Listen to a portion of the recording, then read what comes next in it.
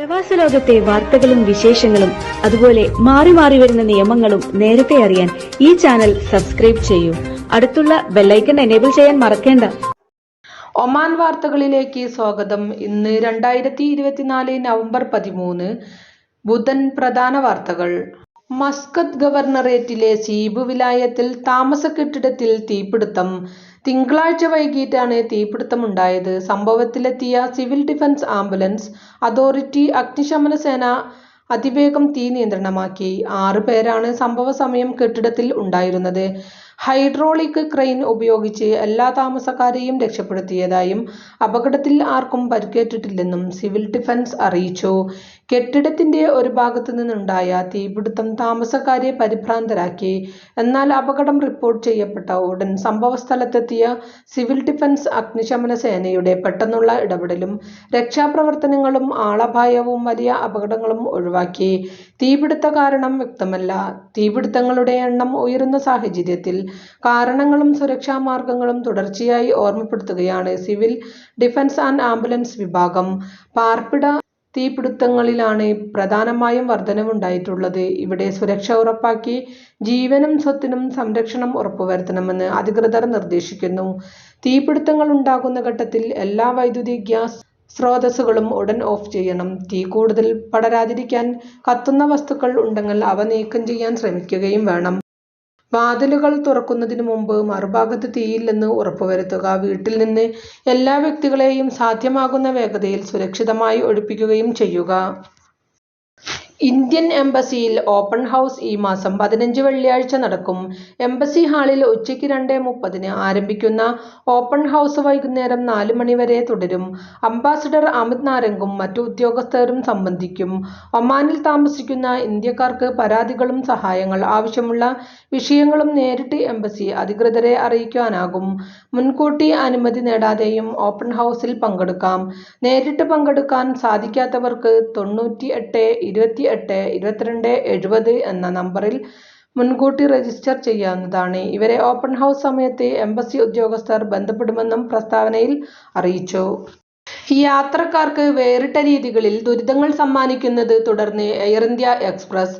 ഇന്ന് പുലർച്ചെ 2:40 മസ്കത്തിൽ നിന്ന് കോഴിക്കോട്ടേക്ക് പോകേണ്ട എയർ ഇന്ത്യ എക്സ്പ്രസ് വിമാനമാണ് യാത്രക്കാരെ വട്ടം കറക്കിയത്. വിമാനം പുറപ്പെടാൻ വൈകുമെന്ന് കാണിച്ച് യാത്രക്കാർക്ക് ഇന്നലെ പകൽ സമയം തന്നെ എയർ ഇന്ത്യ എക്സ്പ്രസ് സന്ദേശം അയച്ചു.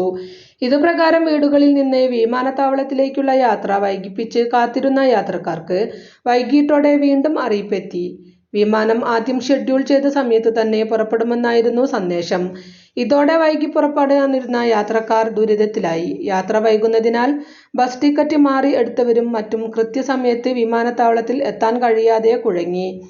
ബുറൈമി, സുഹാർ, ഫഹൂദ്, ആദം തുടങ്ങി ദൂരദിക്കുകളിൽ നിന്നുള്ള യാത്രക്കാർക്കാണ് കൃത്യസമയത്ത് വിമാനത്താവളത്തിൽ എത്തുന്നതിൽ പ്രയാസം നേരിട്ടത്. എന്നാൽ നേരത്തെ വിമാനത്താവളത്തിൽ എത്തിയിരുന്ന ചിലർ മസ്കത്തിന്റെ വിവിധ ഭാഗങ്ങളിലായി സമയം ചെലവഴിക്കുകയും ചെയ്തു. കഴിഞ്ഞ ദിവസങ്ങൾ വിവിധ സർവീസുകൾ റദ്ദാക്കിയും വിമാനം വൈകിപ്പറന്നും എയർ ഇന്ത്യ എക്സ്പ്രസ് യാത്രക്കാർക്ക് ദുരിതം തീർത്തിരുന്നു. കണ്ണൂരിലേക്കും മംഗലാപുരത്തേക്കുമുള്ള വിമാനം റദ്ദാക്കപ്പെട്ടവയിൽ പെടുന്നു. ഇതിൽ ചിലത് മുന്നറിയിപ്പില്ലാതെയാണ് സർവീസ് മുടങ്ങിയത് എന്നതും ദുരിതം ഇരട്ടിയാക്കി. ഗൾഫ് സെക്ടറുകളിൽ നിന്നും നാട്ടിൽ നിന്നുമുള്ള സർവീസുകൾ വൈകിപ്പറക്കുന്നതും സ്ഥിരം സംഭവങ്ങളാണ്. അതേസമയം വിമാനയാത്ര പ്രതിസന്ധിയിൽ ആകുമ്പോൾ ട്രാവൽ ഏജന്റുമാർക്കും വലിയ ആധിയാണ്. എയർ ഇന്ത്യ എക്സ്പ്രസ് തുടർന്നു വരുന്ന സർവീസ് റദ്ദ് ചെയ്യുന്നതടക്കം. അതേസമയം വിമാനയാത്ര പ്രതിസന്ധിയിൽ ആകുമ്പോൾ ട്രാവൽ ഏജന്റുമാർക്കും വലിയ ആധിയാണ്. എയർ ഇന്ത്യ എക്സ്പ്രസ് തുടർന്നു വരുന്ന സർവീസ് റദ്ദ് ചെയ്യുന്നതടക്കമുള്ള പ്രവണതയിൽ ദുരിതത്തിലാകുന്ന യാത്രക്കാരുടെ പഴി കേൾക്കേണ്ടി വരുന്നത് ട്രാവൽ ഏജൻസികളിലെ ജീവനക്കാരാണ്. യാത്രക്കാർ പറയുന്ന രീതിയിൽ ഏറ്റവും കുറഞ്ഞ നിരക്ക് നോക്കി ടിക്കറ്റ് എടുക്കുന്ന ട്രാവൽ കമ്പനികളാണ് യാത്രക്കാരുടെ ശാപവാക്കുകൾക്ക് ഇരകളാകുന്നത്. പലപ്പോഴും യാത്ര ചെയ്യാൻ വിമാനത്താവളത്തിൽ എത്തുമ്പോൾ മാത്രമാണ് വിമാനം റദ്ദാക്കുന്നതോ വൈകുന്നതോ ആയ വിവരം യാത്രക്കാർ അറിയുന്നത്. ഇതോടെ ട്രാവൽ ഏജൻസിയിൽ നേരിട്ടു ചെന്നും ടെലിഫോണിൽ വിളിച്ചും തങ്ങളുടെ വികാരം ശക്തമായി പ്രകടിപ്പിക്കും. എയർപോർട്ടിലെ കൗണ്ടറുകളിൽ ബന്ധപ്പെട്ട വിമാന കമ്പനികളുടെ ഉത്തരവാദിത്തപ്പെട്ട ഉദ്യോഗസ്ഥർ ഇല്ലെങ്കിൽ പിന്നെ ട്രാവൽ ഏജൻസികൾ തന്നെയാകും യാത്രക്കാരന്റെ രോഷപ്രകടനത്തിന് പൂർണ്ണമായും ഇരയാകുന്നത്. ഓൺലൈനിൽ ടിക്കറ്റ് എടുക്കുന്നവർക്കും ബുദ്ധിമുട്ട് ഏറെയുണ്ട്. മാഹി സ്വദേശി ഒമാനിൽ നിര്യാതനായി. അഴിയൂർ സഫിയാസിൽ NP ഷംസുദ്ദീൻ ആണ് മരണപ്പെട്ടത്.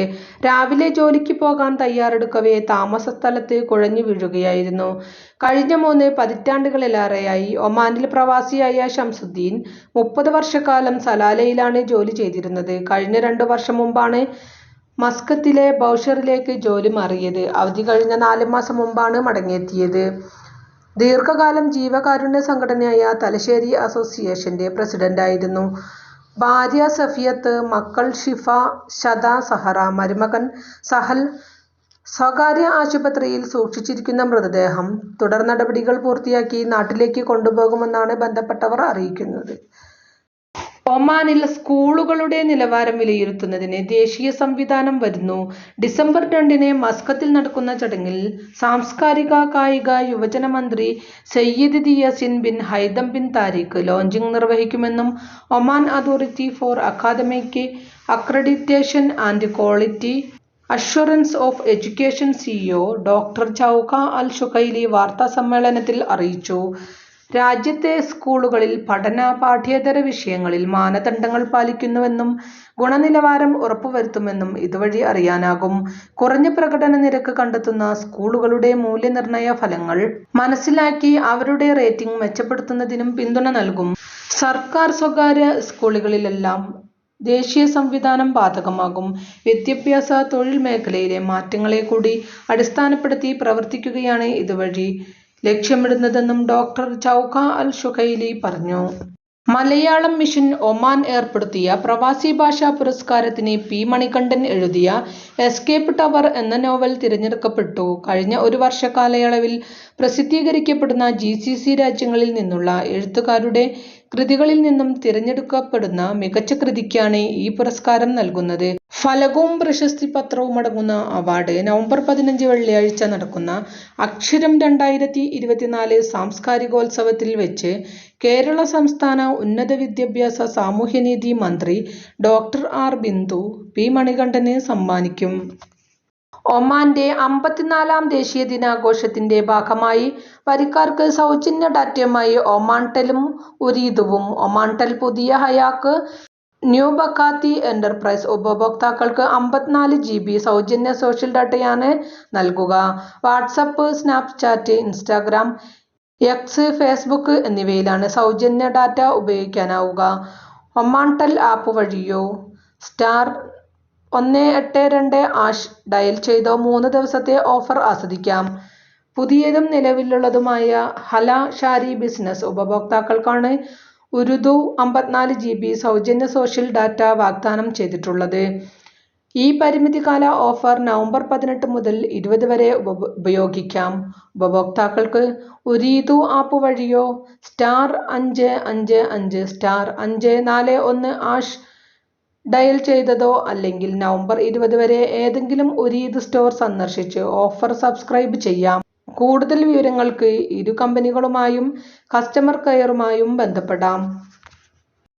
ഇതോടുകൂടി ഇന്നത്തെ വാർത്തകളും വിശേഷങ്ങളും ഇവിടെ അവസാനിക്കുന്നു. കൂടുതൽ വാർത്തകളും വിശേഷങ്ങളുമായി നാളെ കാണാം. നന്ദി, നമസ്കാരം.